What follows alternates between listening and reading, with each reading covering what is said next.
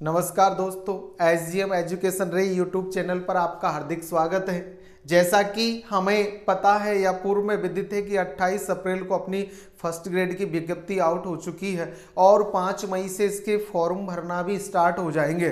तो जितने भी फर्स्ट ग्रेड की तैयारी करने वाले स्टूडेंट हैं वो अपने जोश और होश से तैयारी में जुट जाए और सौभाग्य से अपनी हिंदी की ही सबसे अधिक वैकेंसियां हैं। इसलिए जो भी हिंदी या एसएस में पॉलिटिकल हिस्ट्री से तैयारी कर रहे हैं बच्चे, वो सभी मन से तैयारी करें और अपना जैसा कि फर्स्ट ग्रेड हिंदी का जो फर्स्ट ग्रेड, सेकंड ग्रेड और रीड के लिए जो बैच चल रहा है, ये स्पेशल बैच, इसमें आपके अलंकार टॉपिक चल रहा था और अलंकार टॉपिक ने के अंदर हमने अलंकार को लेकर विद्वानों के मत, अलंकार की परिभाषा, अलंकार के भेद आदि को पढ़ा। तो अलंकार के भेदों में भी हमने इसके जो मुख्य दो भेद हैं, शब्दालंकार और अर्थालंकार, उनको हम पढ़ रहे हैं। इसका तीसरा भेद उभयालंकार जो हमें पढ़ना है। तो हम शब्दालंकार के जो 4 भेद है उन्हें भी पढ़ चुके हैं, जिसमें आपके अनुप्रास है, यमक है, श्लेष है, वक्रोक्ति है। और अनुप्रास के 5 भेदों को, यमक अलंकार के 2 भेद, श्लेष के 2 भेद, वक्रोक्ति के 2 भेद आदि को हमने पढ़ा। और उसी कड़ी में अब हम अलंकार में अर्थालंकार पढ़ रहे थे। अर्थालंकार में भी हमने जो अर्थ अलंकार है उसके 8 भेदों को पहले पढ़ लिया है, जिसमें सबसे पहले उपमा, फिर रूपक, फिर आपने उपमा, रूपक, उत्प्रेक्षा, उसके बाद हमने संदेह अलंकार, भ्रांतिमान अलंकार, विभावना अलंकार और इसी कड़ी में हमने पिछली कक्षा में आपके जो असंगति और विरोधाभास अलंकार को पढ़ा। अब ऐसे हमने अर्थालंकार के 8 भेदों को पढ़ लिया है और उसी क्रम में अब अर्थालंकार का 9वां भेद दृष्टांत अलंकार और 10वां भेद उदाहरण अलंकार, जो कि आज इस क्लास में हम पढ़ेंगे। तो जो आपके फर्स्ट ग्रेड और सेकंड ग्रेड या रीड के लिए मुख्य जो अलंकार है, शब्द अलंकार या अर्थालंकार, वो ही हम पढ़ेंगे। बाकी अगले और टॉपिक जैसे कि रस या आपके शब्द शक्ति है, छंद है आदि को हम विस्तृत रूप से पढ़ते चलेंगे। ये काव्य शास्त्र का मुख्य टॉपिक अलंकार हम पढ़ रहे हैं, जिसका कि लगभग हर भर्ती परीक्षा में जहां आपके काव्य शास्त्र पूछा जाता है 2 से 3 प्रश्न आते हैं। तो देखिए, अर्थालंकार का 9वां भेद दृष्टांत अलंकार। देखो, हमने आज तक प्रयास किया है कि हम अलंकार का जो नाम है उसके साथ ही अलंकार की पूरी परिभाषा या स्थिति को समझने का प्रयास करते हैं। तो देखिए, यहां अलंकार है अपना दृष्टांत, यानी कि दृष्टांत अलंकार में पहले कोई बात कही जाती है, फिर उसी से समानता रखती हुई कोई दृष्टांत दिया जाता है, जिससे उस बात का स्पष्टीकरण किया जाता है। वहां आपके कौन सा अलंकार होता है? दृष्टांत। जैसे जब 2 कथनों में बिंब प्रतिबिंब भाव हो, अर्थात पहले एक बात कहकर फिर उससे मिलती जुलती दूसरी बात कही जाती है, अथवा हम इसे यूं भी कह सकते हैं कि उपमेय वाक्य की उपमान वाक्य से बिंबात्मक समानता बताई जाए, वहां दृष्टांत अलंकार होता है। यानी कि उपमेय वाक्य को उपमान वाक्य से बिंबात्मक समानता, यानी कि जैसे परछाई देखी जा रही है, बिंब का भाव है उसकी परछाई या उसका प्रतिबिंब ही देखना, तो उसी प्रकार जब स्पष्ट किया जाए तो वहां कौन सा अलंकार होता है? दृष्टांत। एक बार और देखें, जब किसी वक्ता द्वारा 2 कथन कहे जा रहे हैं और वो कथन एक दूसरे के अन्योन्याश्रित है, अर्थात एक दूसरे पर डिपेंड है, जैसे कि पहला वाक्य बिंब है तो दूसरा प्रतिबिंब, ये भाव हो, अर्थात पहले एक बात कहकर फिर उससे मिलती जुलती ही दूसरी बात कही जाती है, अथवा उपमेय वाक्य की उपमान वाक्य से बिंबात्मक समानता बताई जाती है, तो वहां आपके दृष्टांत अलंकार होता है। जैसे कि उदाहरण देखिए, करत करत अभ्यास के जड़मत होत सुजान, रसरी आवत जातते सिल पर परत निशान। तो यहां कभी कह रहे हैं कि अभ्यास करते करते जो मूर्ख बुद्धि है वो भी सुजान यानी ज्ञानवान हो जाता है। अगर कोई मूर्ख बुद्धि प्राणी है और वो भी बार बार अभ्यास करता है किसी कार्य का, किसी ज्ञान को प्राप्त करने का, तो वो ज्ञानी हो जाता है। जैसे कि रसरी आवत जातते सिल पर परत निशान, जैसे रस्सी जो बनाई जाती है, जिन रेसों से जिन धागों से रस्सी बनती है वो बड़े ही मुलायम कोमल होते हैं। अगर एक एक धागे का तोड़ने का प्रयास किया जाए तो सरलता से टूट जाता है, लेकिन रस्सी बनाकर उन्हीं मुलायम धागों को जब बार बार पानी खींचने के बहाने सिल पर घिसा जाता है, रगड़ा जाता है, तो पत्थर में भी बार बार घिसने से क्या पड़ जाते हैं, निशान। उसी प्रकार जैसे मूर्ख बुद्धि बार बार अभ्यास करके अपने आप को ज्ञानवान बना लेता है। तो यहां पहले जो बात कही गई है उससे मिलती जुलती दूसरी बात कहकर उसका दृष्टांत दिया है, ये बताने का प्रयास किया कि किस प्रकार मूर्ख बुद्धि व्यक्ति भी अभ्यास से ज्ञानी हो सकता है। तो इसका दृष्टांत किसके माध्यम से दिया है, रस्सी के माध्यम से, कि जैसे मुलायम रस्सी को बार बार पत्थर पर रगड़ के खींचने से उसके पत्थर पर क्या पड़ जाते हैं, निशान। तो ऐसे हमने पहला उदाहरण देखा कि अभ्यास करते करते जड़मति मूर्ख बुद्धि वाला व्यक्ति भी ज्ञानी हो जाता है, जैसे रस्सी की बार बार सिल पर पत्थर पर घिसने से उसके निशान पड़ जाते हैं। ऐसे ही दूसरा उदाहरण, सठ सुधरई सतसंगति पाई पारस परसिकु धातु सुआई। तो यहां कवि ने कहा है कि सठ यानी मूर्ख व्यक्ति भी सुधर जाता है संत पुरुषों की संगति में आने से, अच्छे लोगों की संगति से बुरे व्यक्ति भी सुधर जाते हैं। जैसे कि यहां इसका दृष्टांत दिया है, पारस परसिकु धातु सुआई, पारस पत्थर के स्पर्श से जो लोहे नामक जो कु धातु है अर्थात जो भद्दी धातु है वो भी सोने जैसी सुंदर हो जाती है। तो किसके स्पर्श से, किसके संसर्ग से या किसकी संगति से, पारस की संगति से। वैसे ही संत लोगों की संगति से जो मूर्ख व्यक्ति है वो भी सुधर जाते हैं।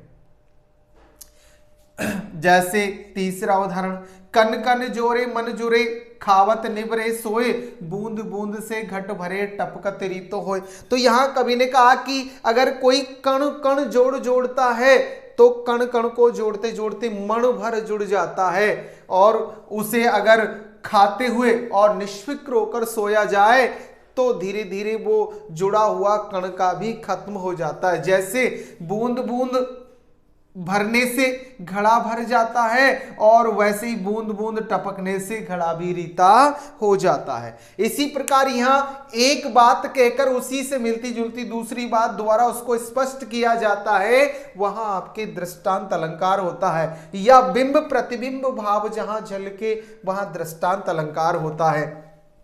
अगला उदाहरण, पापी मनुज भी आज मुख से राम नाम निकालते देखो भयंकर भेड़िए भी आज आंसू डालते। तो देखिए यहाँ कि पाप करने वाले मनुष्य भी मुख से प्रभु श्री राम का नाम इस प्रकार लेते हैं लोगों को दिखाने के लिए, अपने आप को सच्चा भक्त बताने के लिए। जैसे देखो भयंकर भेड़िए भी आज आंसू डालते, यानी कि भेड़िया जिसके अंदर तनिक भी संवेदना नहीं होती है, वो जो भी जानवर जिसे वो मार सकता मार के चीर फाड़ के खा जाता है, वो ही जैसे आज आंसू गिरा गिरा कर अपनी सज्जनता का, अपनी नम्रता का या श्रेष्ठ होने का प्रमाण देता है। उसी बात को यहाँ बिंब प्रतिबिंब भाव से बताने का प्रयास किया। एक बात कहकर उससे मिलती जुलती दूसरी बात कहकर उसे स्पष्ट करने का प्रयास किया, तो यहाँ आपके दृष्टांत अलंकार हो जाता है।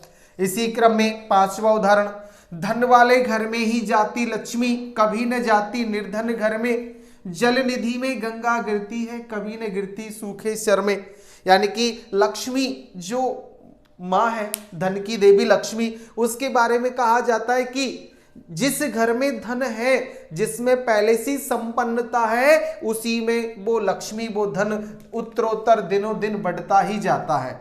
जिस घर में धन है, पूर्व में से ही संपन्नता है, उसमें लक्ष्मी का वास अधिक होता है और वो बढ़ती ही जाती है। जैसे वो कभी भी निर्धन घर में नहीं जाती है, निर्धन के गरीब के घर में लक्ष्मी कभी नहीं बढ़ती है। जैसे कि आपके जल निधि में गंगा गिरती, गंगा का जल है वो भी सागर में समुद्र में जाके मिल जाता है, वो कभी सूखे रेगिस्तान में जाकर नहीं गिरता है या सूखे रेगिस्तान में जाकर कोई तालाब में नहीं भरता है। तो जैसे लक्ष्मी भी पैसे वाले घर में ही जाती है, वो बात यहाँ यानी कि इस पहले कही गई बात इससे मिलती जुलती दूसरी बात कहकर उसकी समानता के समान दूसरी बात बताकर उसे स्पष्ट किया, इसलिए यहाँ दृष्टांत अलंकार है। यानी कि जब दो कथन है, एक में बिंब दूसरे में प्रतिबिंब भाव हो, या एक सामान्य बात कही उसी से मिलती जुलती दूसरी बात कहकर उसे स्पष्ट किया जाए, या उपमेय वाक्य में उपमान वाक्य से बिंबात्मक समानता बताई जाए, तो वहां आपके दृष्टांत अलंकार होता है। अब 10वां अलंकार जो अर्थालंकार है वो है उदाहरण अलंकार। देखो दृष्टांत और उदाहरण में थोड़ा ये दो, जैसे हमने जो आपके विरोधाभास और असंगति, दृष्टांत और आपके उदाहरण या आपके संदेह और भ्रांतिमान, इनको हमने साथ साथ में इसलिए पढ़ा है कि इनमें अक्सर जो स्टूडेंट है, पढ़ने वाला छात्र, वो भ्रमित रहता है कि इनमें क्या अंतर है। तो इनमें जो छोटा सा माइनर थोड़ा सा जो भेद है वो भी हम स्पष्ट करते चलेंगे, जिससे कि हमें पता हो कि संदेह और भ्रांतिमान में या आपके विरोधाभास और असंगति में या दृष्टांत और उदाहरण में क्या अंतर है, इनका भी हमें पता होना चाहिए, जिससे कि कभी एग्जाम में आया हुआ दृष्टांत का उदाहरण हमें उदाहरण अलंकार का नहीं लगे, या उदाहरण अलंकार का जो एग्जाम्पल उदाहरण है वो दृष्टांत का नहीं लगे। तो देखिए उदाहरण अलंकार, जैसे कि यहाँ हमने हर अलंकार को नाम से ही पहचानने की कोशिश की है, तो उसी कड़ी में यहाँ उदाहरण अलंकार मतलब उदाहरण दिया जाए किसी बात का, पहले एक बात कहे और फिर उसी बात के समान कोई अन्य उदाहरण देकर उसे स्पष्ट किया जाए, वहां कौन सा अलंकार होता है? उदाहरण। किसी बात को कहकर उसके स्पष्टीकरण हेतु कोई जगत की प्रसिद्ध उदाहरण दिया जाता है, तो वहां उदाहरण अलंकार होता है। वहां कौन सा अलंकार होता है? उदाहरण अलंकार। इसकी पहचान के लिए हमें देखना है, जैसे, जिमी, ज्यों, इब आदि वाचक शब्दों का प्रयोग होता है। यानी कि जिन उदाहरणों में, जिन एग्जाम्पलों के तहत जैसे, जिमी, ज्यों, इब आदि वाचक शब्द हो, वो उदाहरण अलंकार के होंगे। यहां हम देखें उदाहरण, जगत जनायो जिहि सकल स्यो हरि जान्यो नाही, ज्यों आखिन सब देखिए आंखिन देखी जाई। तो बड़ा ही अच्छा उदाहरण यहाँ दिया है कवि बिहारी ने कि जगत जनायो जिहि सकल, जगत को, संसार को बता दिया है जिसने सभी, पूरे संसार को, यानी जिस परमात्मा के द्वारा इस शरीर में ये जीवात्मा दी है और इस जीवात्मा के माध्यम से हमने संसार को जाना है, उसी परमात्मा को हम शरीर से जन्म लेकर और भूल जाते हैं। सो हरि जान्यो नहीं, उसी हरि को हम नहीं जान पाए जिस हरि ने, जिस परमात्मा ने ये शरीर हमें दिया। जैसे, ये ज्यों वाचक शब्द का प्रयोग है, ज्यों आंखिन सब देखिए, जैसे हमारे शरीर का एक अंग जो आंख है, जिन आंखों से सारे संसार को हम देख सकते हैं, उन्हीं आंखों से आंख ने देखी जाए। अगर हम आंख से आंख को देखना चाहे तो बिना किसी अन्य माध्यम के हम आंख के द्वारा आंख को नहीं देख सकते, पूरे शरीर, पूरी दुनिया को देख सकते हैं। उसी प्रकार जैसे कि संसार को बताने वाले परमात्मा को भी हम जान नहीं पाते हैं। तो यहां एक बात कहकर उसके स्पष्टीकरण के लिए जगत में प्रसिद्ध इस उदाहरण को, इस बात को कहा गया है, और जिसमें ज्यों, जैसे, इव आदि वाचक शब्दों का भी प्रयोग हो, वहां आपके उदाहरण अलंकार होगा। दूसरा उदाहरण, बूंद आघात सहे गिरी कैसे, खल के वचन संत सहे जैसे। यानी कि आसमान से बरसने वाली जो पानी की बूंदें हैं बरसात की, वो चाहे कितनी कठोर बड़ी क्यों न हो, लेकिन पर्वत उन्हें किस प्रकार सहन कर लेते हैं। तो इसके लिए यहाँ दूसरी बात से स्पष्ट किया है कि खल के वचन संत सहे जैसे। जैसे खल यानी दुष्ट प्राणी के वचनों को, दुष्ट प्राणी की बातों को संत लोग सहन कर लेते हैं, वैसे ही बूंद को भी पर्वत सहन कर लेते हैं। अगला, बूंद आघात सहे कैसे, खल के वचन सहे जैसे। तो ये जैसे वाचक शब्द आ रहा है। ज्यों रहीम रस होते हैं उपकारी के संग, बाटन बारे को लगे ज्यों मेहंदी के रंग। यहां रहीमदास जी कहते हैं कि उपकार करने वाले को कुछ न कुछ लाभ मिल ही जाता है। अगर कोई उपकार करने वाला है तो उसके ऊपर उसका प्रभाव दृष्टिगत हो ही जाता है। जो रहीम रस होता है, रहीमदास जी कहते हैं रस होता है, आनंद होता है, जहां उपकारी के संग उपकार करने वाले पर सबका प्रेम आनंद होता है। जैसे बाटन बारे को लगे ज्यों मेहंदी के रंग, तो ये ज्यों वाचक शब्द है। जैसे कोई मेहंदी बांट कर लगाने के लिए मेहंदी बांटता है तो उसके हाथों में भी मेहंदी के रंग आ जाते हैं। उसी प्रकार यहाँ रहीमदास जी ने इसे उदाहरण माध्यम से बताया है। एक बात कहकर उसके स्पष्टीकरण के लिए दूसरी जग प्रसिद्ध बात कही है कि बांटने वाले के हाथों में जैसे मेहंदी के रंग लग जाते हैं, वैसे ही उपकार करने वाले के ऊपर सभी का प्रेम होता है। अगला उदाहरण, सबे सायक सबल के कौन निवल सहाय, पवन जगावत आग को ज्यों दीपई देत बुझाए। तो यहां कवि ने और भी स्पष्ट किया है। रहीमदास जी कहते हैं कि सभी बलवान व्यक्ति के ही सहायक होते हैं, कोई निर्बल के कमजोर के सहायक नहीं बनते हैं। जैसे यहां उदाहरण दिया है, ज्यों वाचक शब्द है, पवन जगावत आग को, जैसे हवा चलती है तेज तो आग को तो वो जागृत कर देती है और भी भड़का देती है। दीप ही देत बुझाए, लेकिन कमजोर जलने वाले दीपक को वो तुरंत ही बुझा देती है। इस प्रकार यहां एक बात कहकर उससे मिलती जुलती दूसरी बात कहकर, वो बात भी कैसी, जगत प्रसिद्ध उदाहरण दे, वहां उदाहरण अलंकार हो जाता उसके स्पष्टीकरण के लिए। अगला उदाहरण, जपत एक हरि नाम के पातक कोटि बिलाही, ज्यों चिंगारी एक ते घास ढेर जल जाई। तो यहां कवि ने कहा है कि परमात्मा का एक नाम ही हमारे जीवन में किए गए अनेक पापों का नाश कर देता है।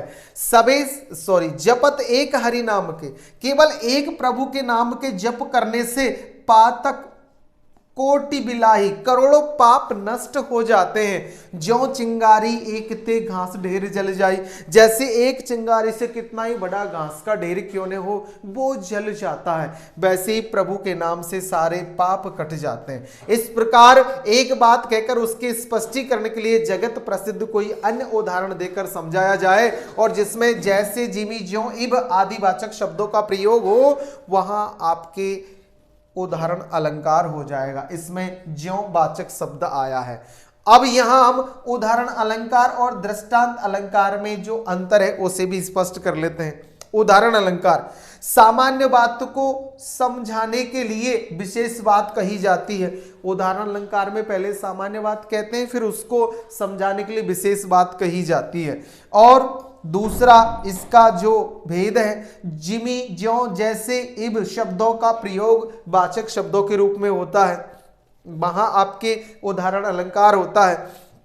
दृष्टांत अलंकार में एक बात कहकर उसी से समानता रखने वाली दूसरी बात कही जाती है, कोई जगत प्रसिद्ध बात नहीं होती है, वहां दृष्टांत होता है, इसमें वाचक शब्दों का प्रयोग नहीं होता है। ऐसे हमने देखा दृष्टांत अलंकार कि दो कथनों में बिंब प्रतिबिंब भाव, या एक बात कहकर उससे मिलती जुलती दूसरी सामान्य बात, या उपमेय वाक्य की उपमान वाक्य से बिंबात्मक समानता बताई जाए, वहां दृष्टांत होता है। जबकि उदाहरण में किसी एक बात को कहकर उसके स्पष्टीकरण हेतु कोई जगत प्रसिद्ध उदाहरण दिया जाता, बात कही जाती, वहां उदाहरण अलंकार होता है। जैसे जिमी ज्यों इव आदि वाचक शब्दों का इसके तहत प्रयोग होता है। ऐसे हमने आपके अर्थालंकार के लगभग 10 भेद पढ़ लिए हैं। अब 2 से 3 और अर्थालंकार के भेद अपने सिलेबस में है, वो और पढ़ने हैं। तो आपने सबसे पहले उपमा, फिर रूपक है, फिर उत्प्रेक्षा, फिर संदेह, फिर भ्रांतिमान, फिर विभावना, फिर आपने असंगति, विरोधाभास और दृष्टांत और उदाहरण, ऐसे 10 अर्थालंकार पढ़े। अब इन जो पूर्व कक्षाओं में पढ़े हुए और आज जो पढ़ा है उनमें कहीं भी किसी भी प्रकार की कोई समस्या है तो आप कमेंट्स से बताएं और उसका समाधान पाए। अपने मित्रों को शेयर करें, उन सब लाइक करें और सब्सक्राइब करें। अच्छा पढ़े, आगे बढ़े।